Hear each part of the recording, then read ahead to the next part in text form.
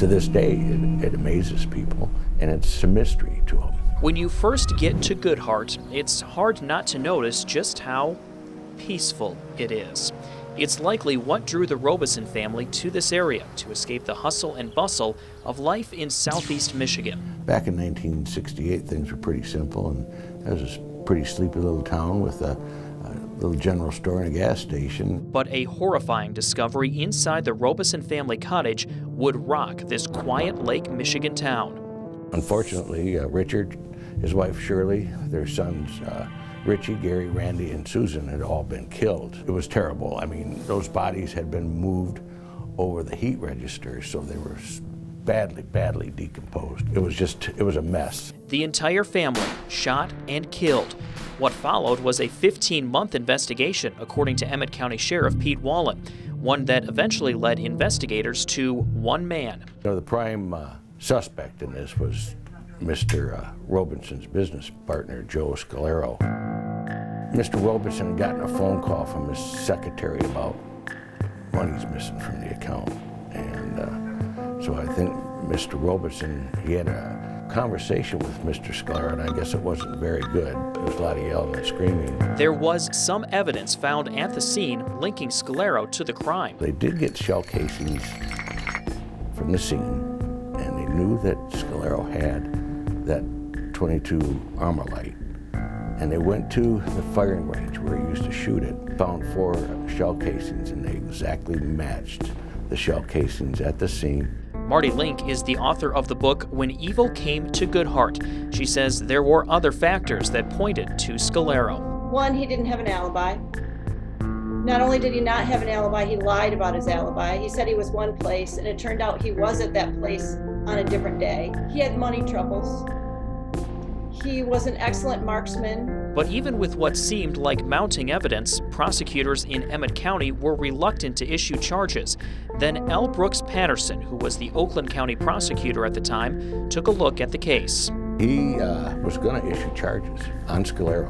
When Scalero caught wind of this, he committed suicide.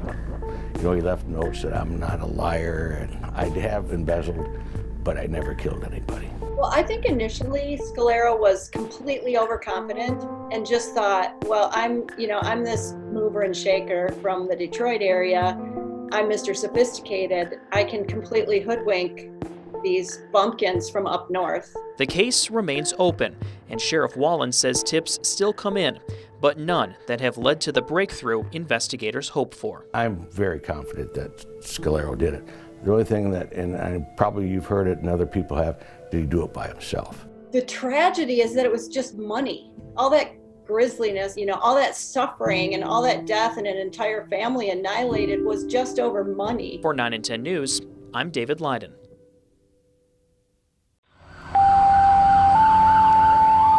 Central to Luther Fire being requested from mutual aid by Leroy for a fully involved structure fire with occupants inside.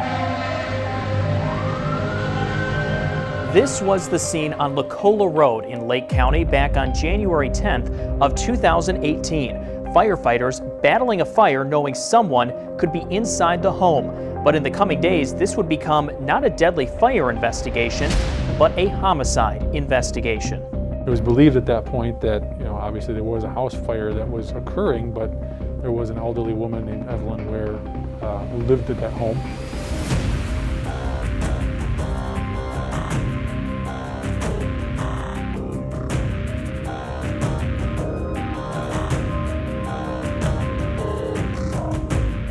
During the autopsy, it was determined that the death was a homicide. By all accounts, Evelyn Ware was the kind of person anyone would want in their life. Evelyn was a good woman. She was a feisty, strong-willed, strong-minded woman. That's why when investigators realized Evelyn's death was no accident, the question of who killed her was all the more puzzling. You have to go piece by piece. Everything has to be carefully looked at. Every person that had contact with. You take any homicide investigation and you're going to look at who was this person? Who were the people closest to her? Who knew them intimately or otherwise? It's an investigation that's taken detectives to Lake County and beyond. Anytime you have a homicide coupled with a fire, there's an intentionality there that is irrefutable. And so as we look at this, one has to say, why? Why would somebody do this? Why would somebody intentionally kill or bring harm to an old woman who was kind and caring? But some details of the case remain closely guarded by investigators. Can you say anything about her manner of death, or how she was killed, or what may have happened inside that home at this point? We are not releasing what specifically caused her death. That information is being held close to the vest, as it were.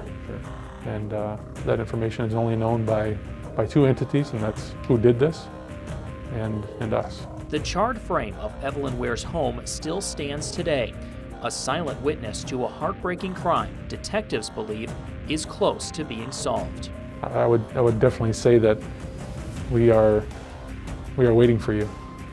We are on the heels, and you know you made mistakes, and we will catch those. We will be talking to you, to the person who did this, and there's no doubt in my mind that one day there will be justice for Evelyn. If you have any information on who may have killed Evelyn Ware, you're asked to call Michigan State Police in Mount Pleasant. For 9 and 10 News, I'm David Lyden.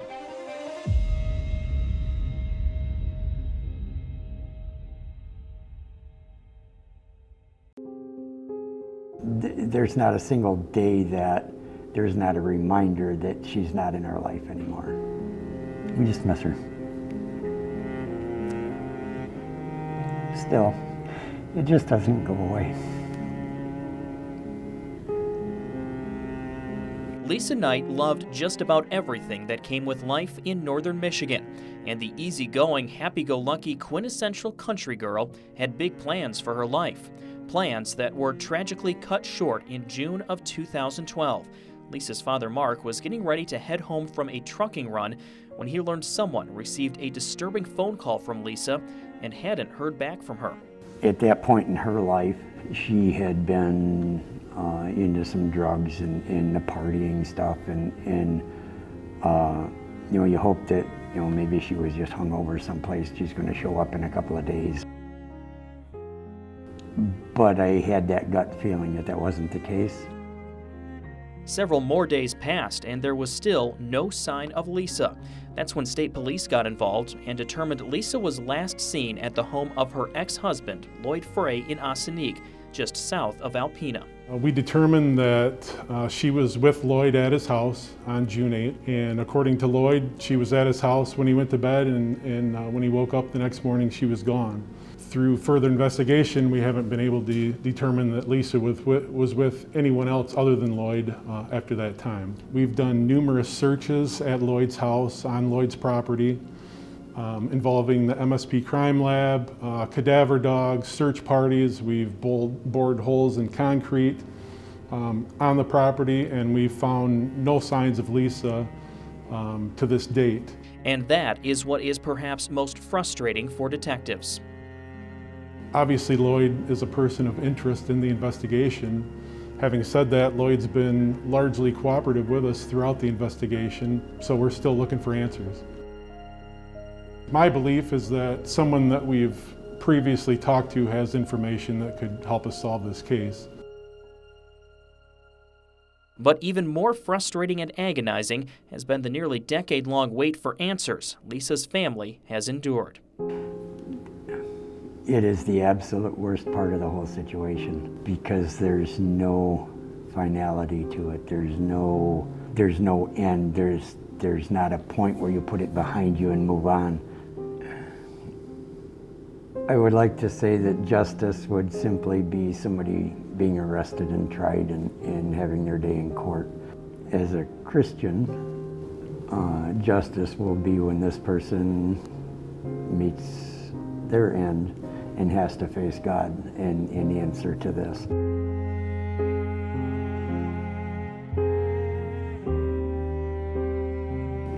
To me personally,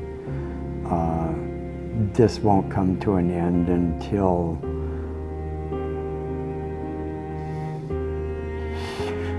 until somebody rots in prison.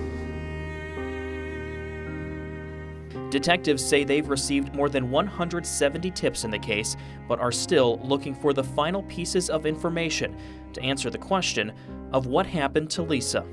I think at this point in time, if somebody has information, it's time to quit being afraid. There's the people responsible. Everybody has aged. Everybody has been had their life's trials and issues. If somebody, whoever has information, I know there's people out there that have information about this that haven't come forward, there will come a time when they'll answer for not coming forward. Because if they take this secret to their grave, God will judge them for it.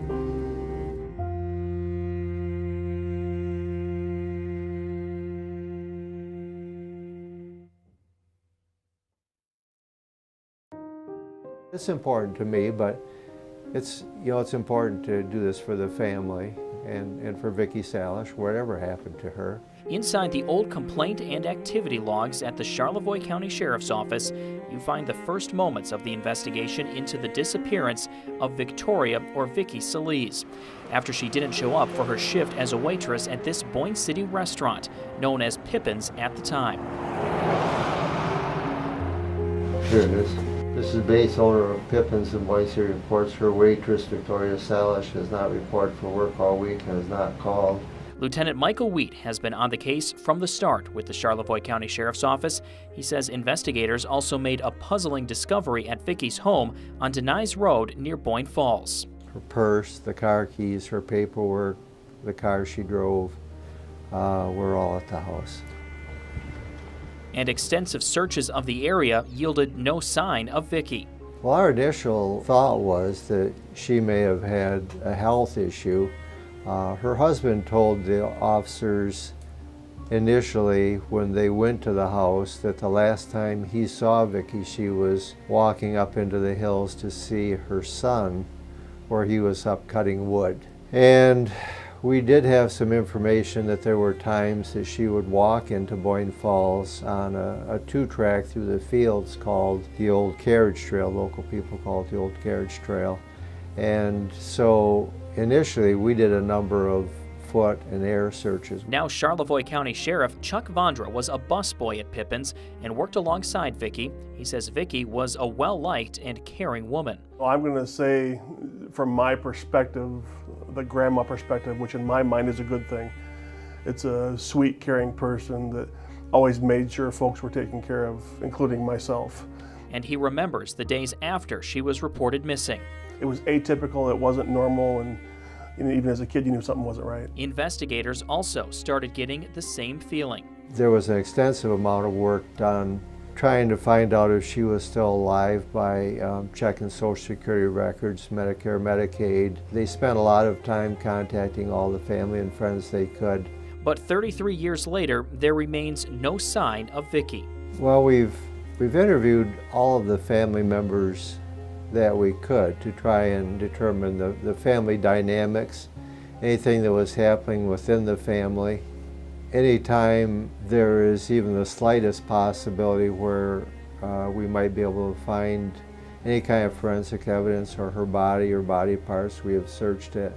The Sheriff's Office announced in October of 2020 the FBI was getting involved in the case, even offering a $5,000 reward for information that helps solve the case.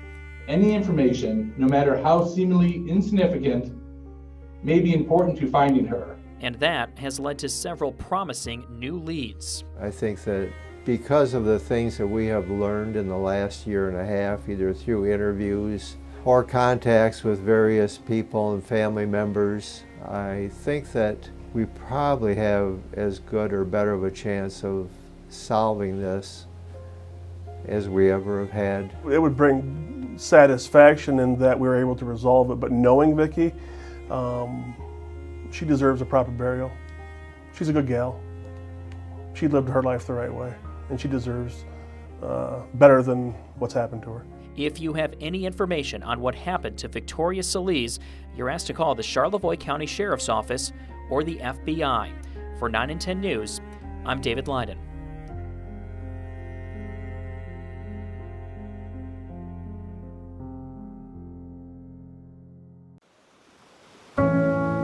He was right on the bend of the river, the Reedsburg Dam, doing something he always liked to do, is fishing. July 19th, 1989.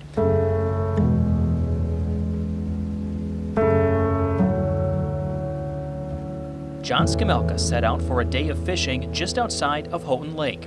But John's day enjoying one of his favorite pastimes would end in tragedy. His son Philip still remembers the moment that changed life forever. Kind of a freaky situation. State police come down to said what happened at my ma's, and we went down there. State police got a call that afternoon about a man who was unresponsive at the Reedsburg Dam. That man was John Skamelka. After the EMTs had went to work on Mr. Skamelka there, they realized that it wasn't a heart attack, and in fact it appeared that he had been shot. Detectives weren't able to track down any eyewitnesses, but did get a good description of a man who'd been seen in the area for several days. Witnesses said he wasn't a regular around the dam and appeared standoffish. Seemed to be weathered, if you will. Had a couple days worth of hair growth on his face, longer hair, greasy. It was described as being greasy, slicked back.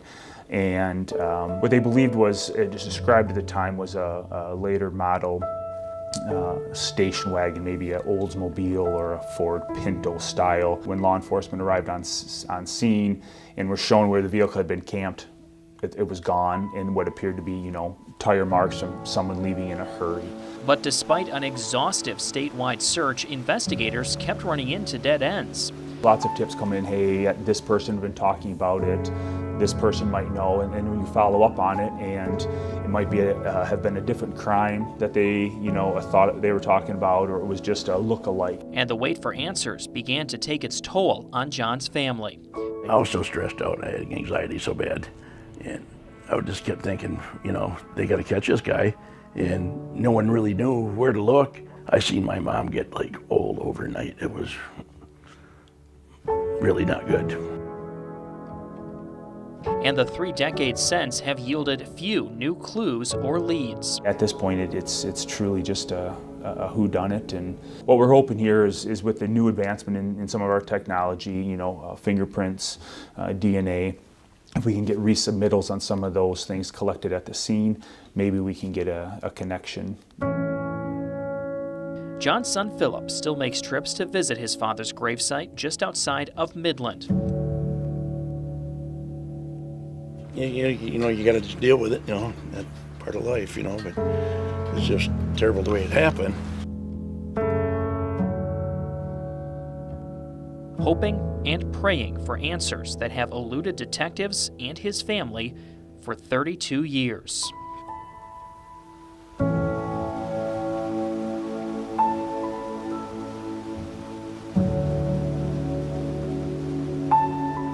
Oh, definitely, we want answered. He loved everybody. If anybody needed help with something, food or anything, he always helping somebody in some way, If anybody out there knows, someone knows who did it. He's had to talk to somebody. If you know, call somebody, call state police. Call me. Just let somebody know. Somebody actually knows something out there that they're not saying. If you have any information on who may have killed John Skamelka, you're asked to call Michigan State Police. For 9 and 10 News, I'm David Lyden.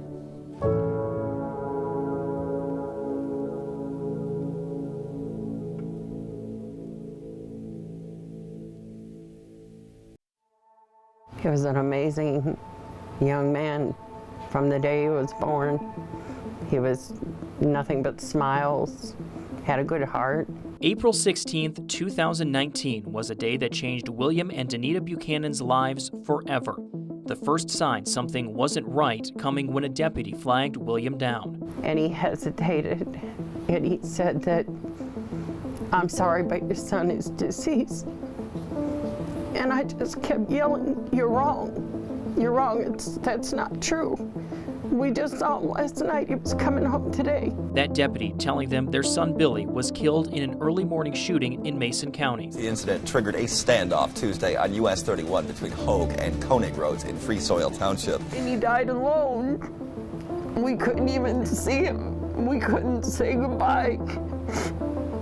We didn't get to do anything. Mason County deputies quickly made an arrest after the shooting, charging Corey Beekman with killing Billy and injuring another woman inside the home. And our son got shot for no reason, for helping someone move. He tried to do a good deed, and this is where it got him.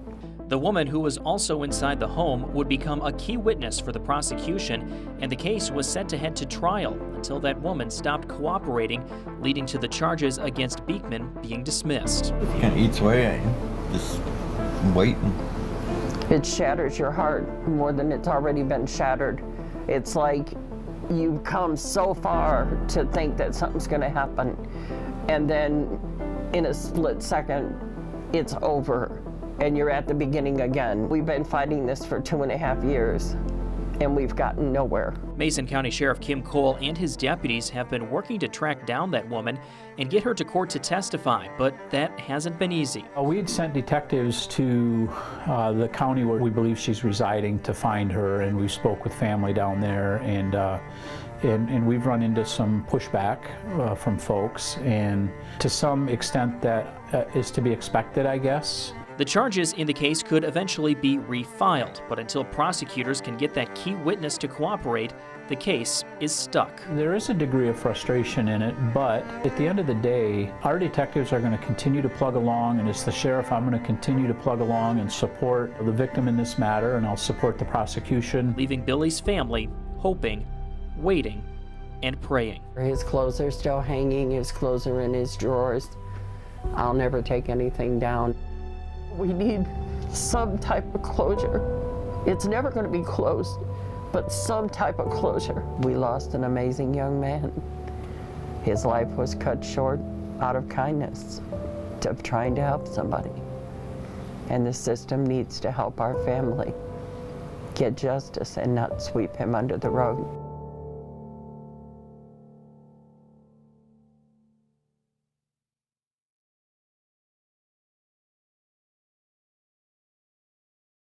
We just want to know who it is and why. For 6 years, Sue Rico and Ryan Beauchamp have waited. We're just coming up with our own conclusions at this point because we can't get answers. And waited. That day just kind of replays over and over every day. For an arrest, charges, or any kind of answers as to who may have killed their son and brother, Dakota Rico.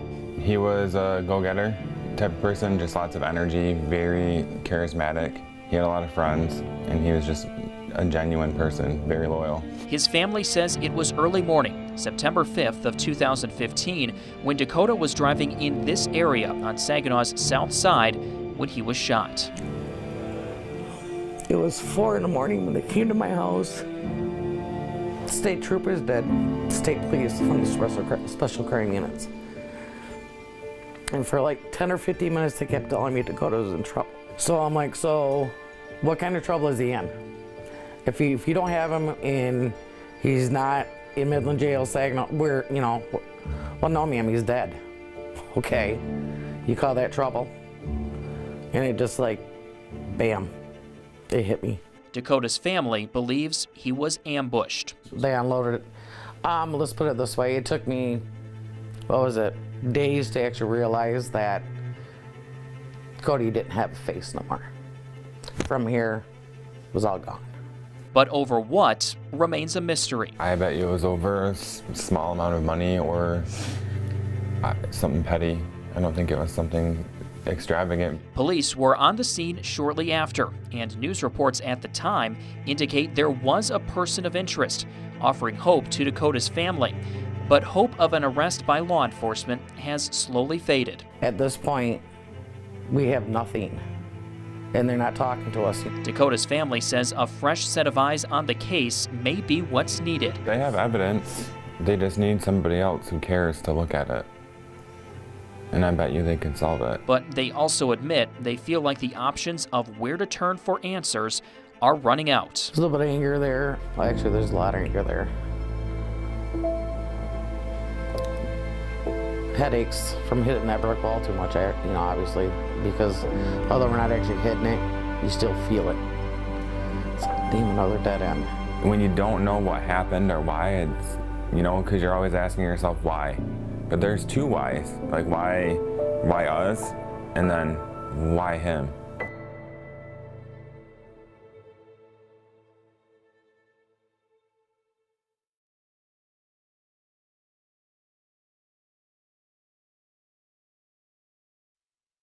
We have our moments, it doesn't get easier. Everybody says time heals, it doesn't. Paul and Julie Chachis say their son Ryan was always known as the life of the party, a young man who could make any bad situation good. He would do anything in his power to make you smile. If you were in the worst mood you were in, the harder you would try. That all changed in the early morning of November 1st, 2015. Ryan was walking along this stretch of road near the CMU campus back to his residence hall with a group of friends when suddenly... Isabella County 911. My friend just got hit by a car. Where'd it happen at? I don't know. He doesn't have a pulse. Okay, he doesn't have a pulse? He doesn't have a pulse. I didn't do one of his knocks. All right. He's back from the party and I just hit him with a car. So do you know who hit him? Oh my God, please. We're getting everybody on the way. About 2:45, we got the knock on the door. And then I looked at who it was, and I just told him, I'm like, oh my gosh, I was initially in denial. I opened the door, and they asked if we were the parents of Ryan Chachis, and I said something like, is somebody in jail? Is anybody hurt? And they said, can we come in? And that's when I noticed the chaplain was with them. Paul and Julie lost their older son, Daryl, in a crash just months earlier. Friends say Ryan died a hero, pushing a girl out of the way of the oncoming car before it hit him. Tips began coming into state police shortly after. They believe the vehicle that hit Ryan was a dark metallic blue color and likely had damage on the passenger side. Paul and Julie also traveled to Mount Pleasant shortly after the hit and run to make a direct appeal for tips. So I'm pleading with you, whoever did this, to please come forward. We just need this to understand why. But 6 years later, the case remains open. I never thought it would be 6 years and we still don't have anything. Graduating from college. His friends are all getting engaged. That's hard. That's really hard. That's very hard. Going to weddings is torture. We want to go, we're happy to go, and we are glad we're included, but you can't help when you're sitting at this wedding going, oh, Ryan was supposed to be there. And grandkids, that's another, some of the friends are actually having kids, and it's like, oh, okay, that's another hit in the face that we'll never experience. This is the time of year that's the hardest for Paul and Julie. As you see, I don't have a tree. I can't do a tree because our tree, this is when I'm gonna cry. We used to do it together. It was an all-day thing.